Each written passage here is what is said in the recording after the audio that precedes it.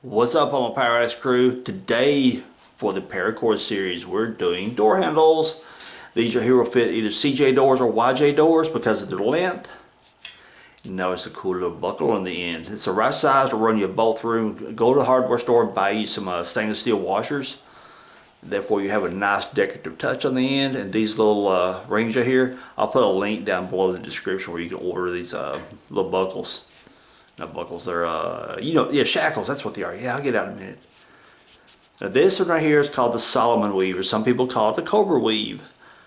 It's one of the most common ones out there. You'll see these in your convenience stores, department stores, and little survival bracelets that have little plastic clips on them. Sometimes you'll see them with a little compass or a whistle.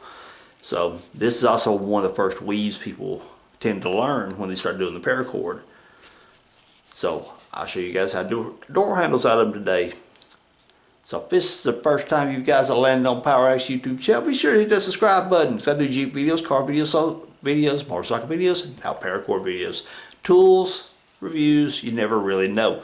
So hit that subscribe button so you just might learn something. Alright, enough of the gabbing. Let's get on with these things. Now whenever you're sizing up your paracord for your doors, this is a CJ door, CJ handle, CJ7 doors. This is a YJ handle. See, the YJs are a little bit longer, but honestly it doesn't really make that much difference. Because basically now this is what I do. Just because I do it doesn't mean you guys should. You kind of get the feel for what you want to do. Now these set up off the door probably about 2 inches or so. So if I wanted to mimic that, what I would have to do is basically make the tape measure bend along each one of the curves about 10.5 inches or so. So I would make my loop 10.5 inches long based on a YJ, and probably a little shorter on the CJs. But if you notice, the CJs have a more of a generous rise right here, a little taller rise. So it's still, yet the 10.5 could still work for a CJ. Again, this is one of those things, you fit it how you want to. Don't make it really tight the door where you have a problem sticking your hand behind it, but make it set up off the door enough that it'll give you room for your hand to get back here behind it to pull your door closed. So, if I were measuring, most people's going to have the YJs. So center to center, looking at about 9 inches.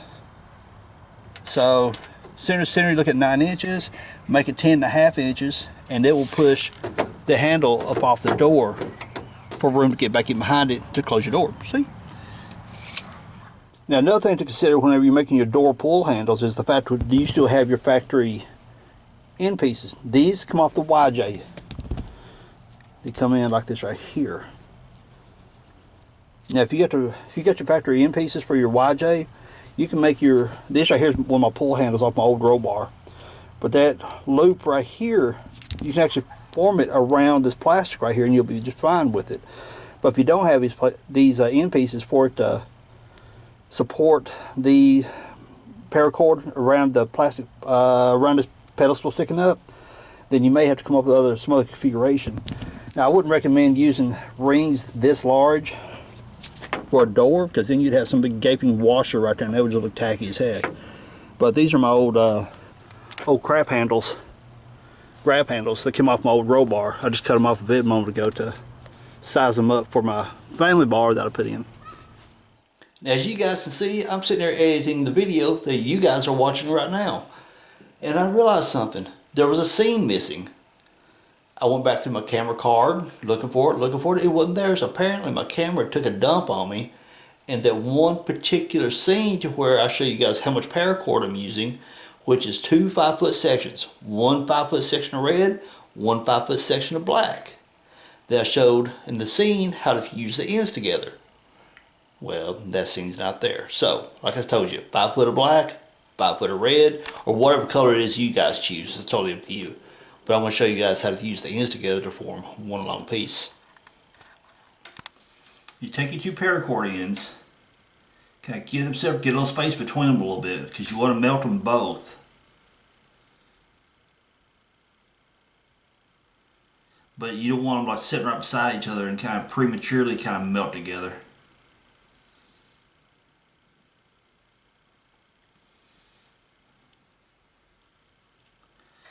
Get them just just about liquid. Be careful, don't let the crap drip on you because it can get pretty hot.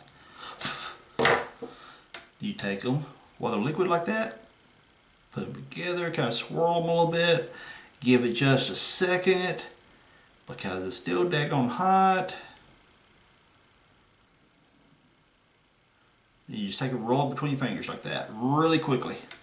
Keep it moving because if you just sit still with it, your fingers will be like, ouch. And see, there you go. It's hard to hit the lens doing it that way, see?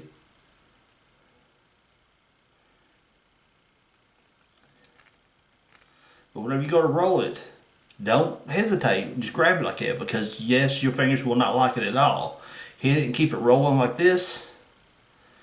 You won't feel the heat too bad. See? Good and strong. Now, on with the rest of the video.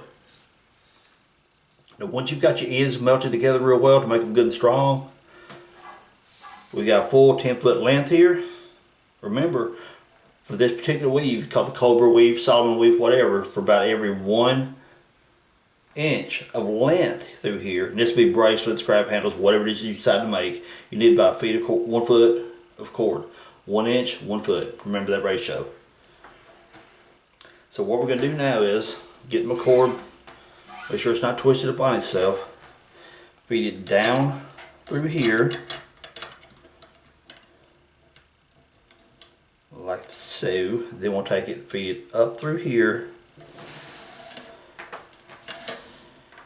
Because what you want to get is that melted end right there. It wants to be, you want it below everything else. You want it on the bottom. Okay, then we're going to take this ring here, feed it downward through that one. And just go ahead and pull it on through. See, somebody got me a twist in. So what you just want to do, when you get a twist, just work with it and just let it roll naturally out. And see, I got the red on my left, black on my right, and it's what you want on the other end as well. So if you get your junk all twisted like I have here, that is what you got to go for to get it untwisted.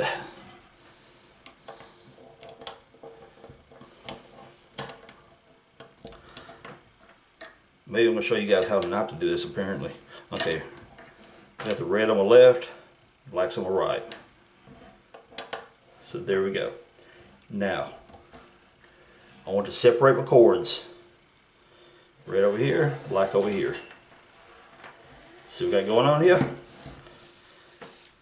Now that we've got it run through our shackles here, we're going to start a weave. So I put a little piece of cloth underneath here. I realize this jig is dark and this black is kind of blending with that dark green. So what we're going to do is starting out, and this is going to be a matter of preference, and I'll show you why here in just a moment. I'm right-handed, so I prefer to take this one over, take the black over both of these, over the black and over the red. You see how I got crossed over? The red will come over the black, like such. The red will go under all of it. See that? Pull the red up through the black. And get underneath here to kind of pull and tug a little bit, make sure we're tight. And pull outward this way. See? Because what we're establishing here is we're going to have a black stripe down the middle, but we're going to have red on the edges out through here. And again, what I was mentioning a moment ago is that, you know, it's a matter of preference as to whether you want right-handed, left-handed, if you want a red stripe in the center or black stripe in the center, whatever. Me, I want the black stripe to run down the center, so I put the black here on the right-hand side. I'm right-handed, so it's just easier for me to do the weave that way. So now what I'm going to do this here now, take the left, take the black, lay it over top of all of it. Hold it here, take the red, will come over the black like this. Now take the black, tuck under all of it, take the red, pull it up through the black loop, and give it a gentle tug. And every so often you want to take push up on a knot like this right here to be sure that you're cramming all this together, and you'll keep your pattern all nice and neat as you come down through here. Cool. Now we're back over here. Take our black. See our loop here? Take our red, lay it over the black, go under all of it, under this right here also. Come over like this, pull the red through the black, and pull it tight. And remember, out this way, not in any kind of weird direction, straight outward. Black, over like this. See, it's crossing both of them. Red, black, it's on top of both of them. The red here will come over top of this single black. Red will go under all of it. See here, pull the red through. And pull and tug till it's tight. Black comes over all of it. Red comes over the single black. Red goes under all of it. Black, red, black here. Comes through the black loop. Okay? One more time, and then I'm going to go ahead and run all the way down through this thing, and we'll show you how to finish it off. Because that will just be boring the heck out of you watching me do this every single weave. Trust me, it's boring. Black over the two strands. Red over the black. Red goes under all of it. Pull red through the black. Pull and tug it tight. One more time for the fun of it. Black, loop, here. Move my hands out of the way. Got to look. Red comes over the black. Slide this up. Red comes over the black. Red goes under all of it. Red comes up through the black. Okay? Now, if you didn't get that, you can go back and watch that little sequence again. But you can see I'm forming the red stripes on the outside and a black stripe down the center. So I'm going to go ahead and run the length of this. And when I get toward the end to get ready to finish it off, we'll kick the camera back on. So I'll be back with you in just a minute.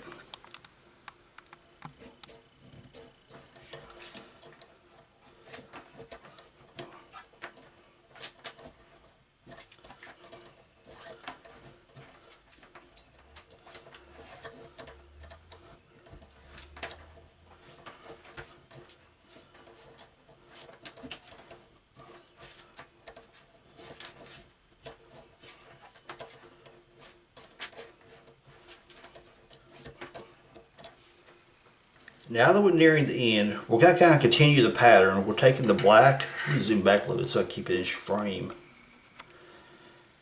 Black's going to stay over, red over black, red goes under, red comes through.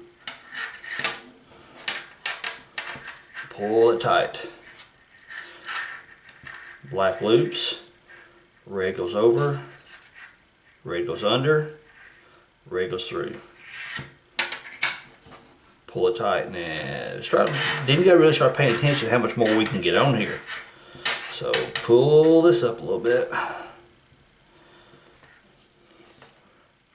See if we can squeeze this another one. Red loops, red over, red under, red through. And I think that's gonna be our last one. Yeah. Let's see, can I do it? Because also we got to contend with this back here where we put our knot in, our melted piece. So we'll just end it right there. Alright, this is where you want to make for daggone sure that you got it really getting tight, because we're about to finish this baby off. Pull, tug.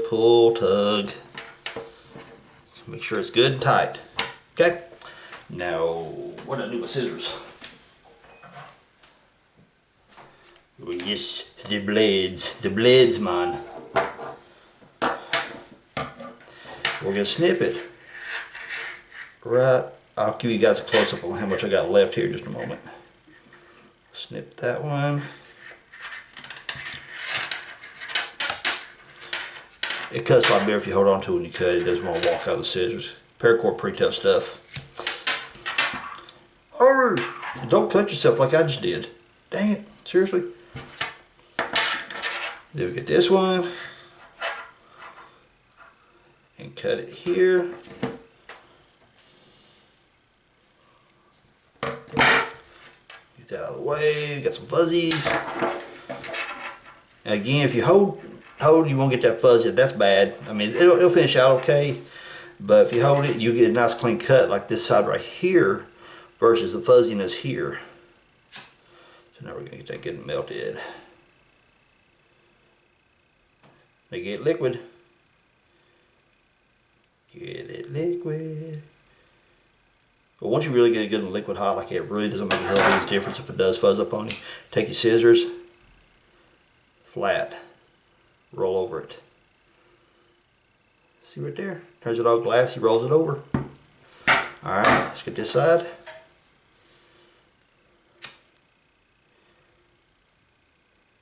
Get it good and melted. Turn it liquid. You can do it. You will turn liquid. Kind of like a rusty bolt when the sucker won't come out. You break out the breaker bars. In the end, you end up melting the sucker out. Take your scissors. Roll over top of it. Flatten it out.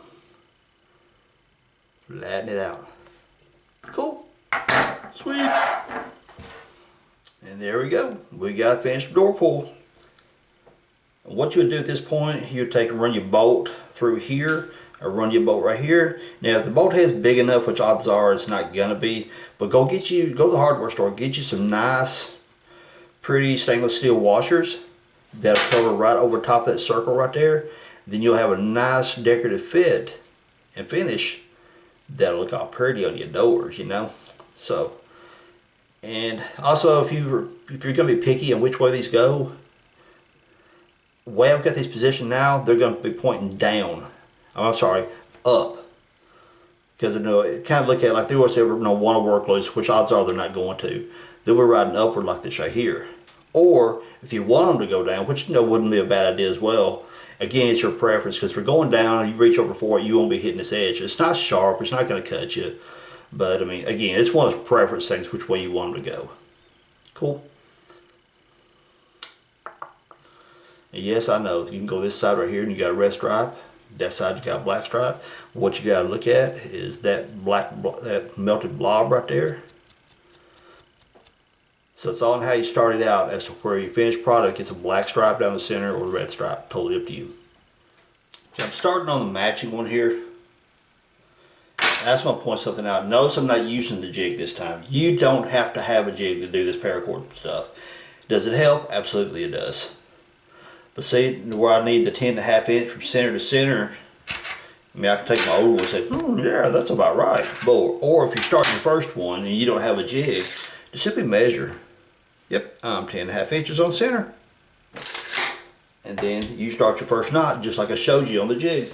So again, you don't have to have a jig, but does it help? Absolutely. Now you can see here I'm doing the weave without the jig, and what I've got is this piece of paracord here tied to the top of my table up here, and that just kind of holds it stationary. So as I do my weave, I go like this, you know, I come back over top of it like this, and then I go under. You know, it just kind of helps me keep that in place, so to speak.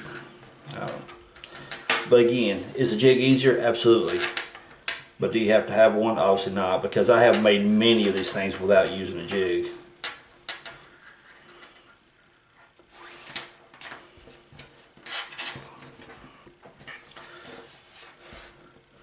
Black over,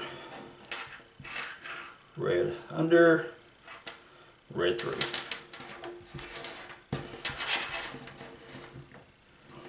Again, I think the camera probably didn't pick it up, because whenever I did at that time, when I pulled this knot tied, it bunched up this black cord up inside here. So I had to pull like this right here to keep it tie it inside the weave. Again, where the jig comes in handy, it keeps all that stuff straight and you don't have to deal with it. So anyway, I just want to show you guys a couple of tips that you don't have to have a jig to do this stuff. And there's one of many ways to weave you a set of door handles. Now there's many different weaves out there, or patterns, or whatever it is you want to call it. Like I said, this right here is the Cobra Weave, or otherwise known as the Solomon Weave. I can't begin to name all of them, and I'm not even going to go into it, because as you watch these videos as I release them, you'll see many different variations. But not only will I be doing door handles, of course I'm going to be doing the grab handles up on your roll bars. I'm going to be doing some more keychain stuff. And not just a simple weave like I did on the first one. I've got some really cool stuff coming up. So you guys just might want to subscribe if you haven't, so you don't miss anything. Cool. Alright. So hit me with a thumbs up if you like the video. Subscribe if you haven't. Leave me some cool comments down below. Tell me some more things down in the comments on what you would like to see me make out of Paracord. So everyone, if you enjoyed it, thumbs up. And I really appreciate you hanging out with me. Oh, don't forget, share these videos out. Share them to your Facebook, your Reddit, your Twitters, or whatever, all these different social medias, whatever your favorite one is, share them out. I create the videos, you guys share them, therefore we work together at helping anyone and everyone. Cool. So everyone, appreciate you. Peace out. Later, y'all.